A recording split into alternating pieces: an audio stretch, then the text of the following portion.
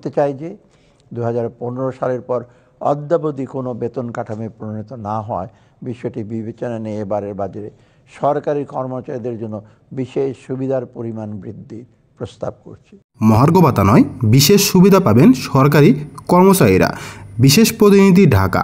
2 June budget বক্তৃতায় অর্থ উপদেষ্টা সালেউদ্দিন আহমেদ এমন ঘোষণা দেন। আজকের পত্রিকায় এই প্রতিবেদনটি উঠে এসেছে। তো মহার্ঘ ভাতা নয়, বিশেষ সুবিধা পাবেন সরকারি কর্মচারীরা। সরকারি কর্মচারীরা বিশেষ সুবিধা কি পাবেন, আজকের ভিডিওতে মূলত আমরা এই বিষয়টি জানার চেষ্টা করব। আগামী 2025-26 অর্থ বছরের প্রস্তাবিত বাজেটে সরকারি কর্মচারীদের জন্য সরাসরি মহার্ঘ ভাতার কোনো ঘোষণা দেননি অর্থ উপদেষ্টা ডক্টর সালেউদ্দিন আহমেদ। তবে তিনি সরকারি কর্মচারীদের জন্য বিশেষ সুবিধা পরিমাণ বাড়ানোর প্রস্তাব করেছেন।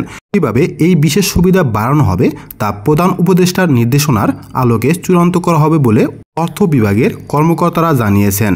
আজ সোমবার 2 জুন বাজেট বক্তব্যে অর্থ উপদেষ্টা বলেন, আগামী 2025-26 অর্থ বছরের জন্য 7,90,000 কোটি টাকা ব্যয়ের প্রস্তাব করছি, যা জিডিপির 12.7% এবং বিগত অর্থ বছরের বাজেটের তুলনায় 7,000 কোটি টাকা কম। এর মধ্যে পরিচালনা সহ অন্যান্য খাতে 5,60,000 কোটি টাকা এবং বার্ষিক উন্নয়ন কর্মসূচিতে 2,30,000 কোটি টাকার বরাদ্দ প্রস্তাব করা হয়েছে।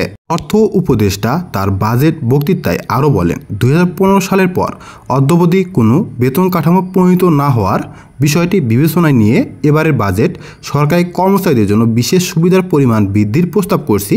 তবে এই বিশেষ সুবিধার পরিমাণ ঠিক কিভাবে বাড়ানো হবে সে বিষয়ে বাজেট বক্তৃতায় বিস্তারিত কিছু জানানো হয়নি। এ বিষয়ে অর্থ বিভাগের একজন কর্মকর্তা আজকের পত্রিকাকে জানান, বাজেট পাসের আগে প্রধান উপদেষ্টা বিষয়টি ঠিক করে দেবেন। এখনও হতে পারে যে এ বিষয়ে প্রধান উপদেষ্টা নিজেই ঘোষণা দেবেন। উল্লেখ্য, অনেকে ধারণা করেছিলেন যে বাজেটে সরকারি কর্মচারীদের জন্য গ্রেড অনুযায়ী 2 ভাগে ভাগ করে মহার্ঘ ভাতা দেওয়ার নির্দেশনা থাকবে, কিন্তু প্রস্তাবিত বাজেটে মহার্ঘ ভাতা নিয়ে কোনো ঘোষণা আসেনি। এতে 11 থেকে 20 গ্রেডের কর্মচারীরা হতাশ হয়ে পড়েছেন। বর্তমানে বেসামরিক প্রশাসনে 14,43,518 জন সরকারি কর্মচারী কর্মরত আছেন। এর মধ্যে প্রথম থেকে 10ম গ্রেডে 3,40,744 জন এবং 11তম থেকে 20তম গ্রেডে 11,02,774 জন রয়েছেন। এক সময় প্রথম থেকে 10ম গ্রেড এবং 11তম থেকে 20তম গ্রেডের কর্মচারীদের জন্য আলাদা মহার্ঘ ভাতা দেওয়ার চিন্তা ছিল। সরকারি কর্মচারীরা বর্তমানে 8ম বেতন কাঠামো অনুযায়ী বেতন ভাতা পাচ্ছেন, যা 2015 সালের 1 জুলাই কার্যকর হয়েছিল। তার আগে 2009 সালের 1 জুলাই 7ম বেতন কাঠামো ঘোষণা করা হয়েছিল। সাধারণত সরকার 5 বছর পর পর নতুন বেতন কাঠামো ঘোষণা করে থাকে, কিন্তু 8ম বেতন কাঠামো ঘোষণার 9 বছর বেশি সময় পরও নতুন বেতন কাঠামো না আসায় অনেকের বেতন গ্রেডের শেষ ধাপে ঠেকেছে। এই বিষয়টি এবং মূল্যস্ফীতিকে আমলে নিয়ে 2023 সালের 1 জুলাই থেকে সরকারি কর্মচারীদের 5% হারে প্রণোদনা দেওয়া হচ্ছে।